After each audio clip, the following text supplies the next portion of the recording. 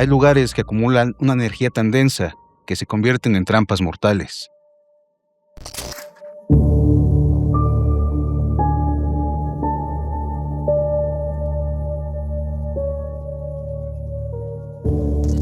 La magia negra no siempre busca un objetivo con nombre y apellido.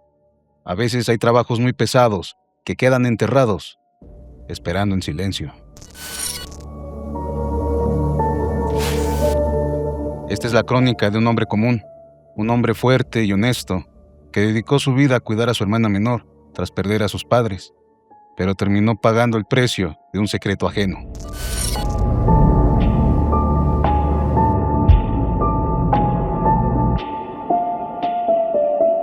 Lo que vas a escuchar a continuación es el testimonio real de lo que hay más allá de la oscuridad de la noche. Hola, espero que estén muy bien. Sigo su contenido desde hace un tiempo y siempre he admirado el respeto con el que tratan estos temas. Hoy me decidí a escribir para contar lo que pasó con mi hermano Sergio. Se los cuento tal como lo viví. Mi hermano era un hombre ejemplar. Cuando nuestros padres fallecieron en un accidente de carretera, yo apenas era una niña de 10 años y él acababa de cumplir los 22. En ese momento, Sergio dejó de lado sus propios sueños, sus metas de juventud para hacerse cargo de mí. Él me enseñó el verdadero valor del trabajo, de la honestidad y de la resiliencia. Trabajaba de sol a sol. Gracias a su esfuerzo, nunca me faltó un plato de comida en la mesa, ni ropa limpia, ni una buena educación. Me pagó la carrera y siempre me decía, con una sonrisa noble, que su mayor orgullo en la vida sería verme convertida en una profesionista independiente. Sergio era mi hermano, pero en el fondo también fue mi padre y mi mejor amigo.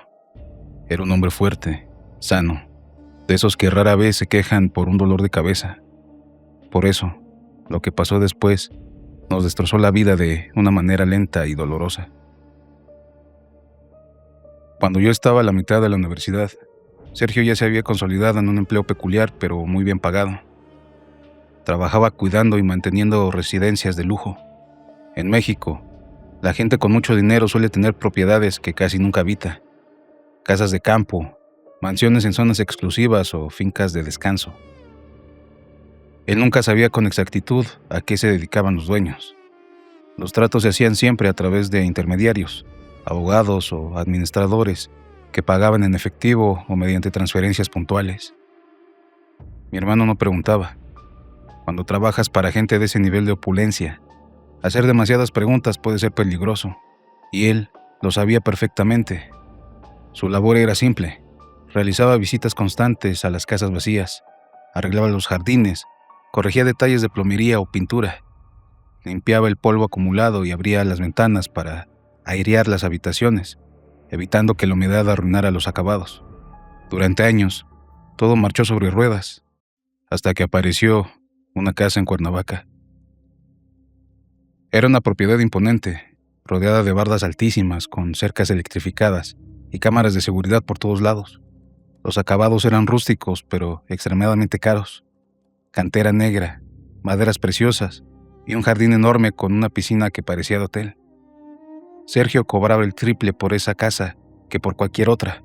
Sin embargo, tras un año de trabajar ahí, de la noche a la mañana, el administrador le llamó para decirle que ya no requería sus servicios. El pretexto fue simple. La casa se había rentado por un largo periodo y ya no era necesario que fuera. A mi hermano le pareció extraño porque la casa se veía completamente cerrada cada vez que pasaba cerca, pero no le dio más vueltas y dejó de ir como se lo pidieron. Pasaron casi 8 meses. Durante este tiempo, por lo que supimos después por rumores en la zona, en esa casa se llevaron a cabo ciertas actividades ligadas a ciertos grupos de mucho poder en México. Movimientos nocturnos, camionetas blindadas que entraban y salían en la madrugada, fiestas hasta el amanecer, entre otras situaciones que reportaban los vecinos de la zona. Al ser un área de descanso, tanto movimiento llamaba demasiado la atención entre los residentes. De la misma manera en que le quitaron el trabajo, de un día para otro, el administrador volvió a llamarlo. Le dijo que la casa ya estaba sola de nuevo y que los inquilinos la habían dejado muy descuidada. y necesitaban que la pusiera a punto lo más pronto posible. Le duplicaron la tarifa mensual por el inconveniente, como era el servicio mejor pagado de todos, y en ese momento yo necesitaba pagar los trámites de mi titulación. Mi hermano no dudó ni un segundo y aceptó de inmediato. Cuando él regresó a la propiedad, me contó que el ambiente se sentía sumamente extraño. Había un aroma rancio por toda la casa, y a pesar de ser una zona cálida, el interior se sentía helado, un frío que él nunca había sentido hasta ese momento. Los antiguos inquilinos habían dejado la casa en un estado deplorable. Botellas de alcohol caras tiradas por doquier, muebles movidos, suciedad y mucho olor a humedad mezclado con algo dulce, casi empalagoso.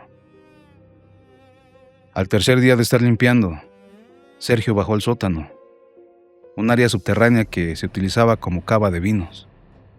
El administrador le había pedido explícitamente que revisara las paredes, porque reportaban filtraciones de agua. Mi hermano bajó con su linterna y sus herramientas. Al llegar al fondo, notó que una de las repisas de madera maciza para los vinos había sido movida. Detrás de ella, en el suelo de concreto, había una trampilla que daba a un pozo de mantenimiento que él nunca antes había visto. Pensando que el origen de la humedad venía de ahí, Sergio abrió la trampilla. En el fondo del foso, enterrado, rodeado de veladoras negras consumidas, había un bulto pesado, envuelto en una tela de terciopelo morado, amarrado con hilos rojos y negros, de un grosor inusual. Alrededor había restos de animales, fotografías y una cantidad impresionante de tierra muy negra que desprendía ese olor dulce y putrefacto a la vez que inundaban la casa. Mi hermano pensó que era un tipo de brujería que los antiguos habitantes habían dejado ahí como parte de sus ritos cotidianos, algo común en ciertos círculos en México. Con total naturalidad, pero con la firme intención de limpiar el espacio para que no le llamaran la atención, tomó una pala.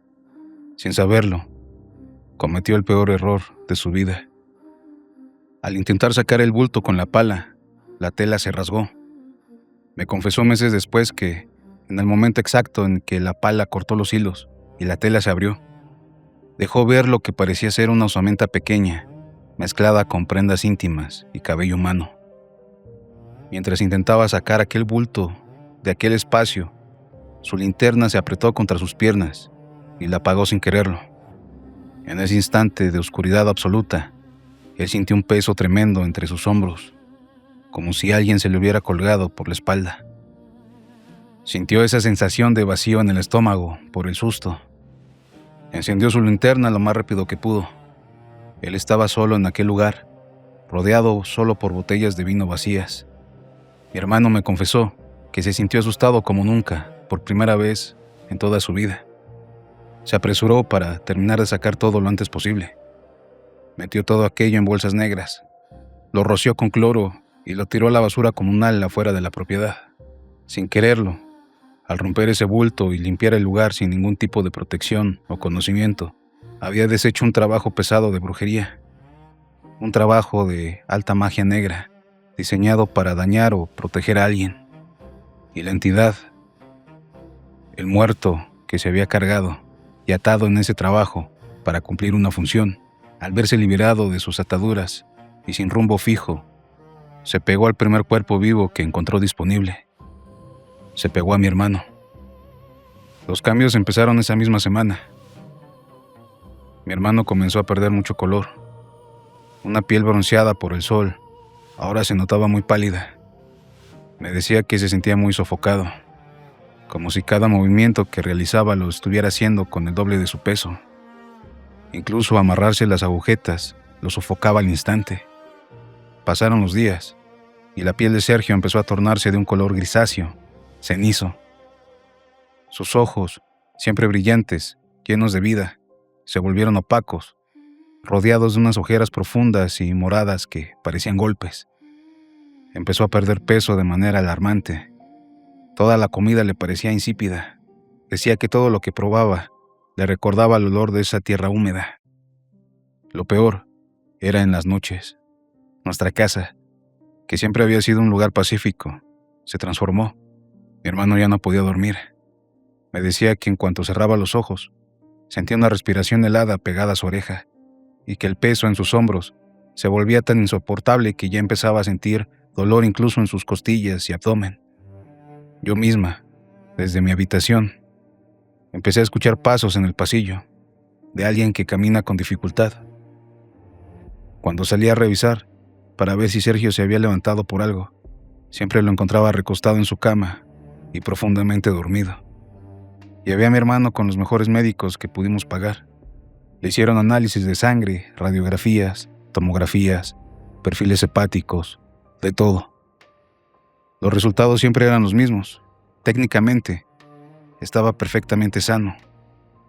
Los doctores nunca encontraron ninguna bacteria, ningún virus, ninguna falla orgánica que justificara su deterioro. Uno de los médicos, de manera muy informal, y viéndome desesperada en el pasillo, me dijo que mi hermano clínicamente no tenía nada, pero se estaba consumiendo, que parecía más una depresión severa de nivel psiquiátrico. No era depresión. Mi hermano quería vivir.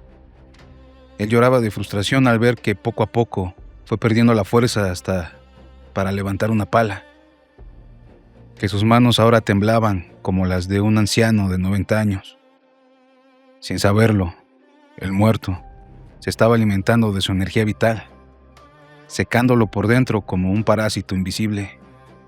Pasaron 5 meses de pura desesperación. Mi hermano ya no podía levantarse de la cama.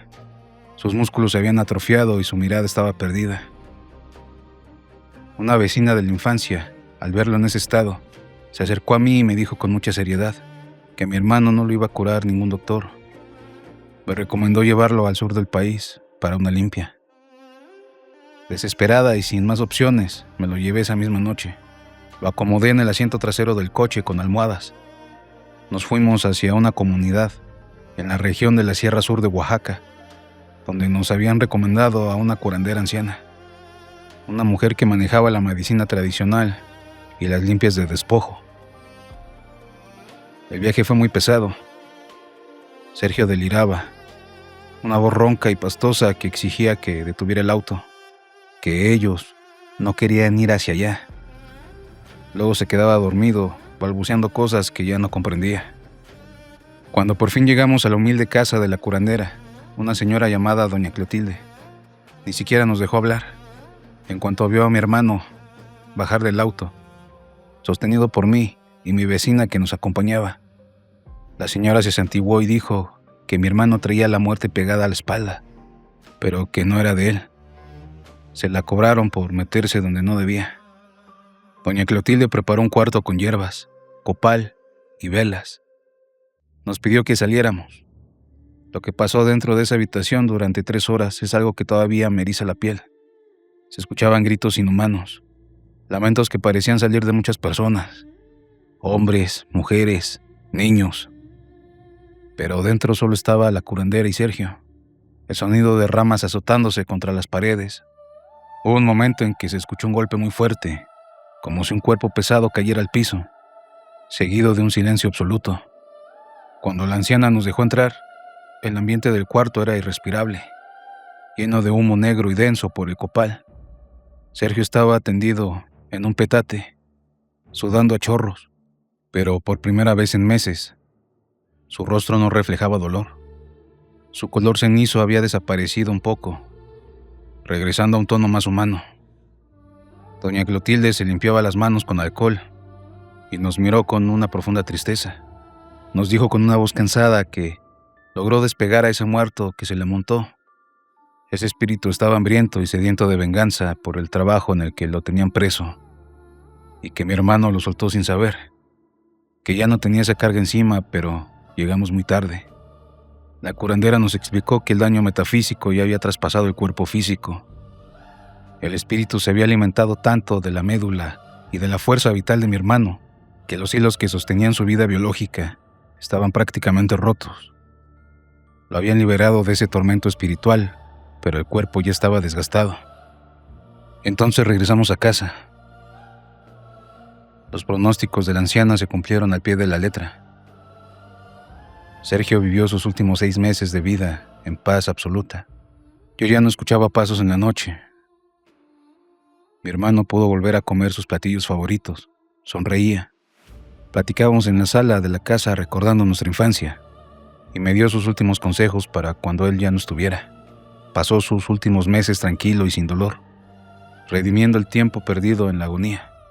Sin embargo, tal como nos dijeron, ya no pudo alargar más su vida. Su cuerpo simplemente se fue apagando, cansando, como una vela que se consume hasta el final. Falleció una madrugada de primavera, durmiendo pacíficamente, con una expresión de alivio en su rostro, que me dio la certeza de que, al menos, se había ido libre. Esta es la historia de mi hermano Sergio.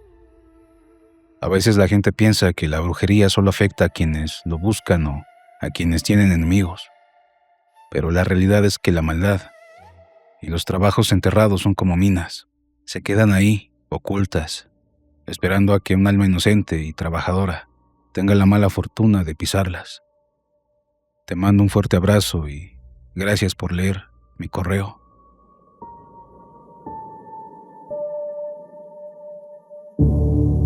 Muchas gracias por acompañarnos y llegar hasta aquí.